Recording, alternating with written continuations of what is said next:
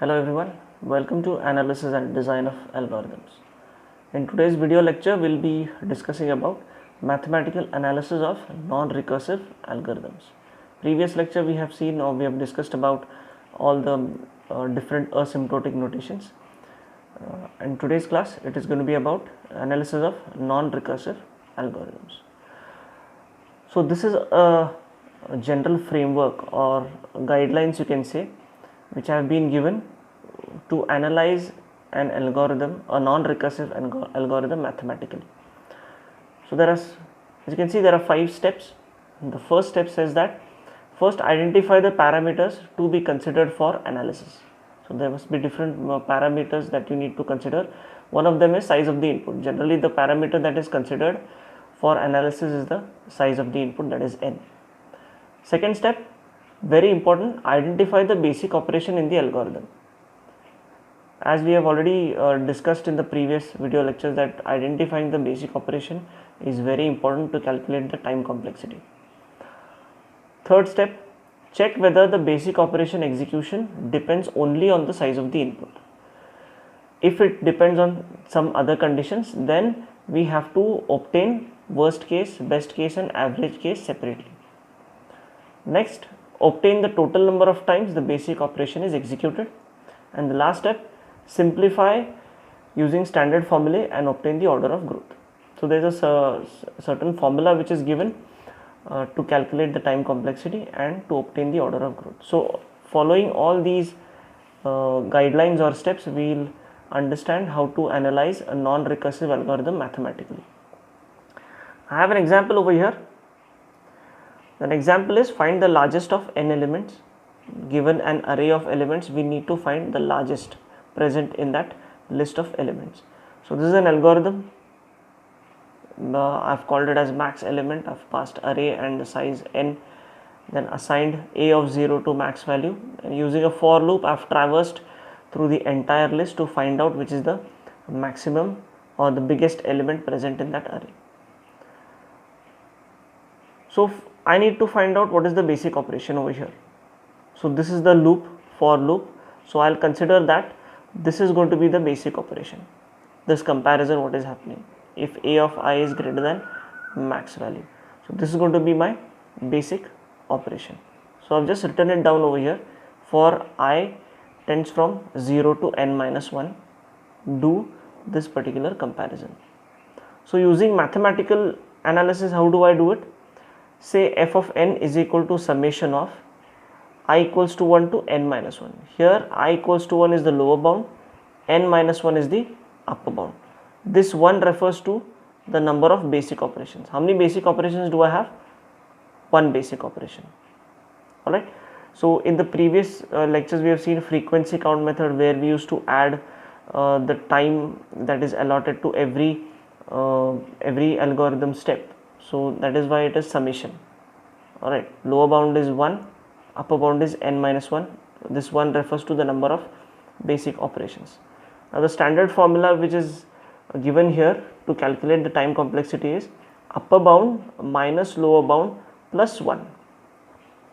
So in this case, what is the upper bound? N minus 1 minus lower bound is 1 plus 1. So minus 1 and plus 1 will get cancelled. Remaining is n minus 1. So what is the degree of this polynomial? N. So f of n is order of n. So the time complexity of this algorithm which calculates or which finds out the largest of n elements is order of n. Okay, so let's take a look at another example for analysis of non-recursive algorithms. The first example that we saw was finding the largest of n elements. Now we'll find or we'll check whether the array elements are unique or not, or whether the array elements are distinct or not. This is the algorithm for that. I have an I loop which runs up to n minus 2 and I have a j loop which starts from I plus 1 to n minus 1. So what it will do is it will check the value of a of I and a of j. If they are equal, it will return 0, else it will return 1. So in this particular case, there can be two worst case possibilities. Now what are those worst case possibilities? That everything is distinct.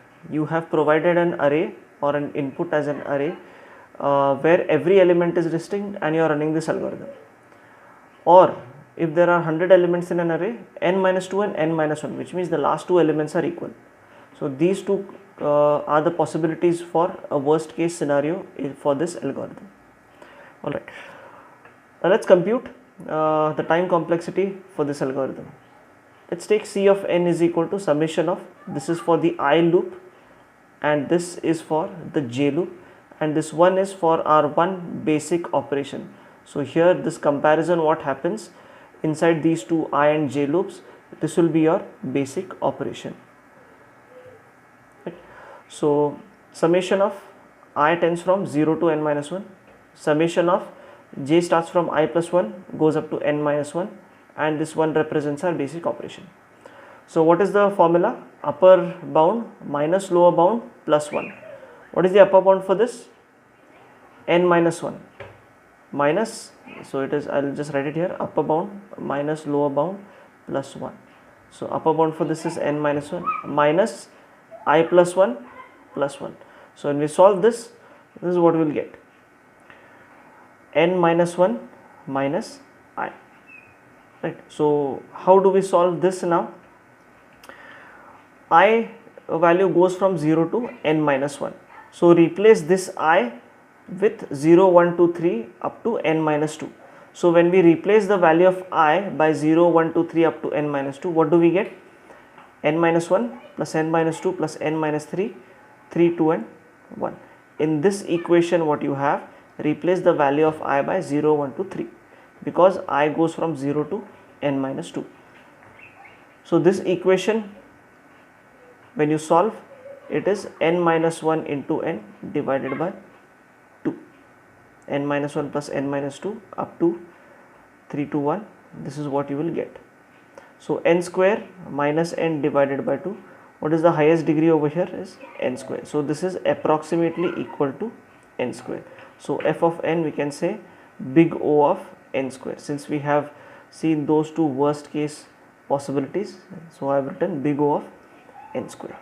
So this is how we solve or we calculate the time complexity of this algorithm, which checks whether all the elements in an array are unique or not.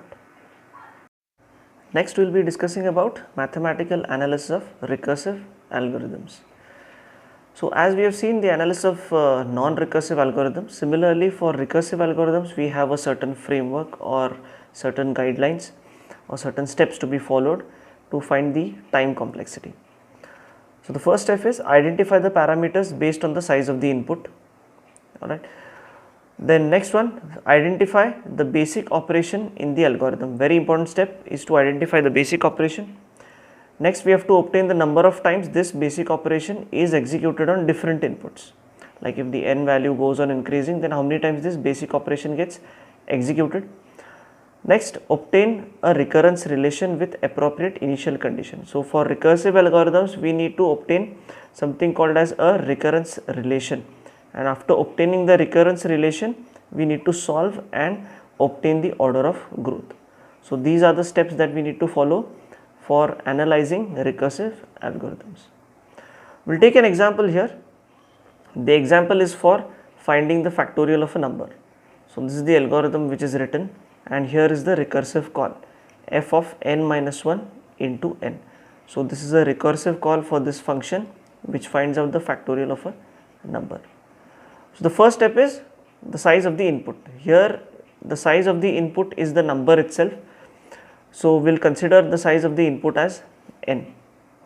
Next we have to find out the basic operation or identify the basic operation.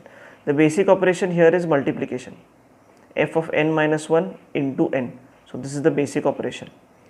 So we need to find out how many times this basic operation gets executed. Let's denote it by m of n. Let's denote the number of executions for this operation, multiplication. Let's denote it by m of n. Therefore the equation f of n is equal to f of n minus 1 into n. This basic operation can be written like this: m of n is equal to m of n minus 1 plus 1. So this m of n minus 1 operations are used to compute f of n minus 1.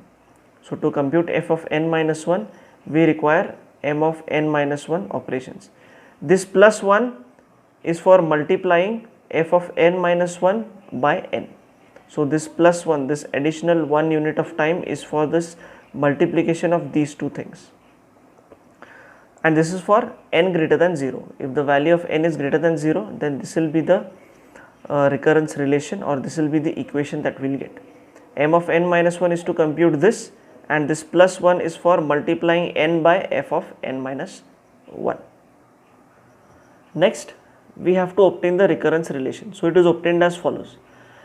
Since the notation used for time is t of n minus 1, so instead of m of n, we will use t of n.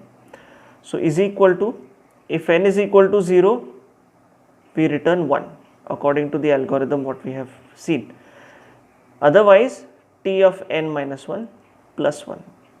So this is how we obtain the recurrence relation for a recursive algorithm. Now we have to solve this recurrence relation. So one way of solving the above relation or this recurrence relation is by using a method called backward substitution method. So this thing is already solved. This is a constant. So this is solved. This is unsolved. So we need to solve this. So how do we solve it? Using backward substitution method. Let's write down this equation. T of n is equal to t of n minus 1 plus 1. Now I will be able to find out t of n only if I know what is t of n minus 1. So let's find out what is t of n minus 1. So here I have written down the equation.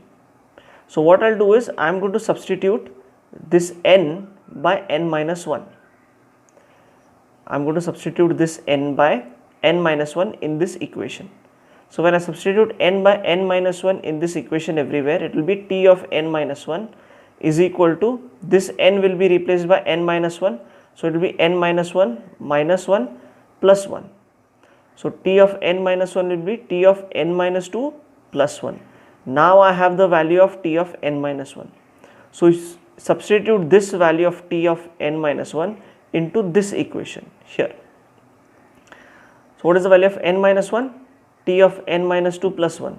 So it will be t of n minus 2 plus 1 and this plus 1. So it will be t of n minus 2 plus 2. Next, I need to find out the value of n minus 2.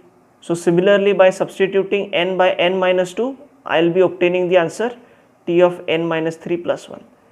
In this equation, substitute the value of n by n minus 2. So when I substitute it, I will get the value of t of n minus 2. What is the value of t of n minus 2 now? T of n minus 3 plus 1. Now substitute this value of n minus 2 here. What I will get? T of n minus 3 plus 1 and this plus 2. So it will be t of n minus 3 plus 3. So if I go on substituting like this, I will get t of n minus 4 plus 4, t of n minus 5 plus 5. There is a certain pattern which is emerging. So this backward substitution has to stop somewhere. This condition has to get over somewhere. Say after k number of executions, this backward substitution or this recurrence relation is stopping. So that is why I have written t of n minus k plus k. So after k number of times, this is stopping. So here the condition will stop at t of 0. If you see over here, if n is equal to 0, I am returning a value 1. So which means that t of 0 I have to obtain. What is t of 0? Is 1. So in this particular equation, when will I get t of 0? When we assume that n minus k is 0. If I say n minus k is 0, it means that this will become 0, t of 0. So assume that n minus k is 0, therefore n is equal to k. So replace this k by n. When I replace this k by n, I will get n minus n plus n. So that is t of 0 plus n. What is t of 0? T of 0 is 1. So it is 1 plus n, which is approximately equal to n. So the time complexity of t of n is theta of n. So the time complexity of this recurrence relation which finds out, or this algorithm which finds the factorial of a number, is theta of n. So this is how you solve a recurrence relation and this is how we do mathematical analysis of recursive algorithms.